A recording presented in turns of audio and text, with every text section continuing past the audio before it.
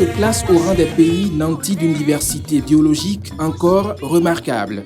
Mais les espaces qui l'hébergent sont aujourd'hui objets de menaces avec la dégradation des ressources phytogénétiques. Malgré ces menaces sur la faune et la flore terrestre et aquatique, il subsiste des aires encore riches en biodiversité.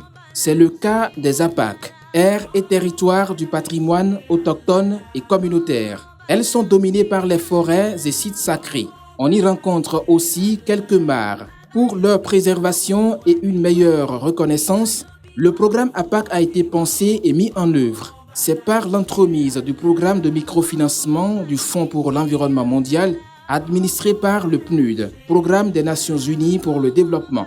Le programme APAC pour le moment n'est que dans une quinzaine de pays, dont 5 en Afrique.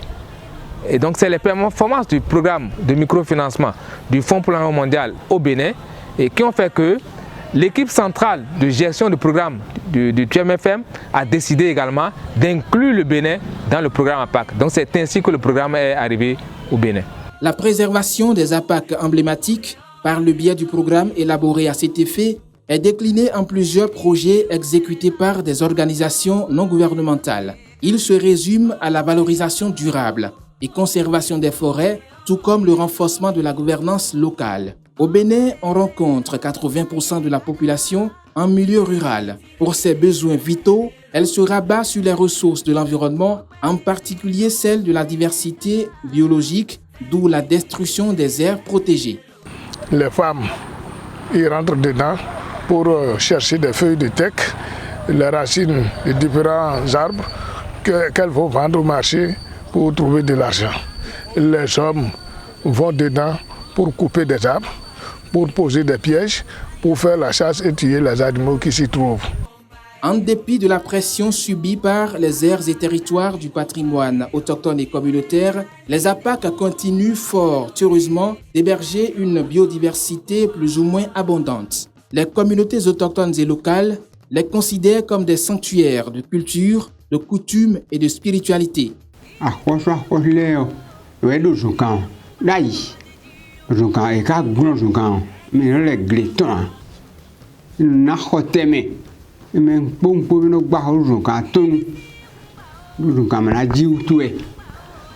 Dans l'exécution des projets, les ONG ont mené des activités favorables à la préservation des APAC. Il a été question d'actions entrant dans le cadre du renforcement de la gouvernance locale et des modalités de protection des APAC. Là-dessus, les organisations ont misé sur les dialogues et la réconciliation des communautés en conflit autour des espaces de biodiversité. Nous avons renforcé leur capacité, à savoir la défense de leur richesse naturelle qui est cette forêt-là, le renforcement de leur capacité dans la gestion de cette richesse naturelle, leur relation avec les autorités communales. Nous avons aussi renforcé la capacité des femmes qui vivent autour de cette forêt afin que cette femme puisse aussi participer activement à la protection de cette forêt. La reconstitution du couvert végétal a été l'une des actions majeures. Elle a permis de redonner vie à la biodiversité. Une ceinture verte a été installée. On a installé près de 1600 plants de mélina. À l'intérieur, on y a mis du cassia, donc pour les zones de Chablis. Sous l'impulsion du programme, des jardins botaniques ont vu le jour et ceux existants ont été renforcés. C'est pour les besoins des populations en plantes médicinales. Sur la gouvernance locale et les relations des communautés avec les autorités décentralisées, des sessions de formation ont été organisées. La mission d'intervention des ONG a porté également sur un plaidoyer pour la reconnaissance nationale des APAC et leur inscription au registre international. Sur ce point, la collaboration des autorités communales a été d'une grande importance. Au niveau de la mairie de Kétou, il y a des arrêtés qui ont été pris pour que cette forêt-là soit partie quand même du patrimoine de tout le monde. Si APAC continue dans ce sens-là, je crois que ce consortium est bienvenu toujours au niveau de la commune d'Aron. La mairie d'Adjara a pris des arrêtés pour reconnaître cette aire, cette forêt sacrée au Orozo de l'India Dambo. il faut nécessairement aussi que ces acteurs puissent être aussi des portes d'entrée, des facilitateurs pour amener d'autres partenaires techniques et financiers à la cause. Pour réduire la pression sur les ressources naturelles, des groupements de femmes et d'hommes ont été formés et appuyés à travers des activités génératrices de revenus. À Andouagou, dans la commune de Tangueta, tout comme à Djougou, dans le village de Serou, les femmes se sont spécialisées dans la production de champignons et d'escargots très demandés sur le marché local. À Bembereke, autour de la forêt sacrée de Webere, c'est plutôt l'activité maraîchère qui porte ses fruits dans le rang des femmes. Les hommes, de leur côté, sont formés à l'apiculture.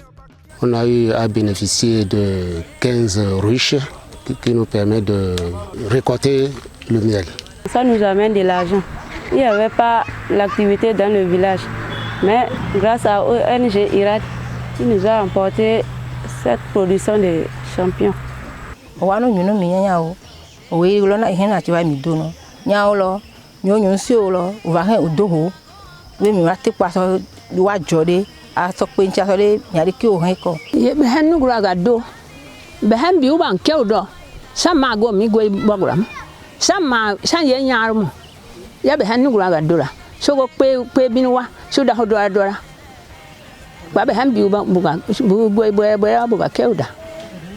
Grâce à ce programme, la perception des communautés au sujet des APAC a changé. Désormais, elles prennent conscience de son importance. La population a su réellement maintenant que une forêt doit être protégée et qui veut n'entre pas dans cette forêt-là. Ça veut dire qu'on est en train de prendre conscience des valeurs qu'on a. C'est déjà un grand pas.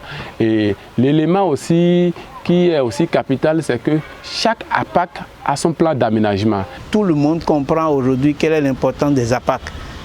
Pas seulement pour les communautés, mais au-delà des communautés et pour le monde entier.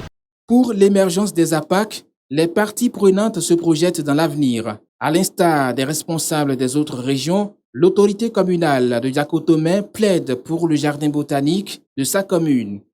Il faut alors que l'appui par cette ONG aille dans le sens du recensement des différents plantes dans ce jardin et connaître la vertu de chaque plante pour pouvoir quand même nous servir la population en cas de maladie. Nous souhaitons ati ina di do sukame do yin ati ma ati we sun ati we no don ji. On a besoin de hangars, on a besoin de magasins. Il faut qu'il y ait de forage. Auto ya zun ya nemi na blogon bon ina hu ye bido gloro pome bon ni eje file pepere université file ya e na no monu dokun jo amo beneton et na mo bi de file po. Aujourd'hui, nous sommes dans le processus d'inscription de ces APAC là au niveau des régimes internationaux. Et ça a commencé, je sais que certaines ONG sont sérieusement avancées dans le processus et d'autres sont encore à la traîne, mais nous essayons de les accompagner pour que ça puisse vraiment aller de l'avant. Maintenant, nous n'avons plus qu'accompagner quelques APAC. Et nous pensons qu'avec un autre programme, nous allons continuer également l'accompagnement au niveau des APAC qui n'ont pas été choisis au cours de la première phase. L'absence de loi spécifique sur la gestion des APAC est l'un des constats qui nourrit des réflexions pour une solution imminente. Nous avions assez de tests réglementaires au Bénin, mais il n'y a pas vraiment de loi spécifique qui touche la gestion de ces APAC, c'est-à-dire de ces aires communautaires. Et donc pour ça, le PNUD, toujours dans ces activités, nous a confié encore à Gra Bénin cette analyse nationale du cadre juridique des APAC pour voir un peu tout ce que nous avions comme loi, quelles sont les dispositions qui sont au niveau de ces lois et qui favorisent en réalité ou qui participent à la bonne gestion de ces APAC. Et après ce travail, je pense que le résultat leur permettra de soumettre aux autorités de ce pays afin qu'une loi spécifique soit vraiment prise à l'endroit de ces APAC et cela va beaucoup plus faciliter leur conservation durable. Toujours pour la cause de la biodiversité et de l'environnement, Les projets dénommés Small Grown Programme SGP ont été exécutés grâce au programme de microfinancement du Fonds pour l'environnement mondial. À Ouida, dans la localité de Avlekete, l'ONG CAPES était active sur le projet de valorisation et de conservation des mangroves sur le site Ramsar 1017. Toujours à Ouida, l'organisation Action Plus a piloté le projet intégré de sauvegarde des écosystèmes de mangroves et la promotion de l'agroécologie. De l'approvisionnement en eau potable à la construction de toilettes écologiques, l'ONG AMMDD s'est rendue utile à plusieurs communautés de l'Okossa. À Grand Popo, le renforcement du dispositif de gouvernance et de gestion de l'aire communautaire de conservation de la biodiversité de la Bouche du Roi était à l'ordre du jour avec EcoBénin. Les communautés de Zobodemain ont par contre bénéficié de l'initiative liée à la production de biogaz pour une meilleure gestion des déchets. Et les impacts relatifs au projet SGP sont déjà visibles. Plus personne ne peut oser aujourd'hui aller sur le plan d'eau, poser des acadias, poser des barrages, faire des activités, je dirais, qui vont contribuer au comblement du plan d'eau. Avec la nouvelle technologie, avec la nouvelle innovation, nous avons donc une réduction des peines de ces femmes. Les problèmes de santé sont réglés et puis donc le temps qu'elles consacrent pour pouvoir suivre le fumage du poisson, tous ces temps sont réduits. La production de biogaz est également source d'activité économique avec l'engrais organique qui en découle, un engrais qui favorise la production biologique avec pour effet induit la protection des sols et des eaux. L'interdiction de la coupe des palétuviers a conduit à une solution de rechange, la production de sel à base de l'eau de mer, initiée par Action Plus à Ouida au profit des femmes qui par ailleurs ont bénéficié de microcrédits pour leurs activités.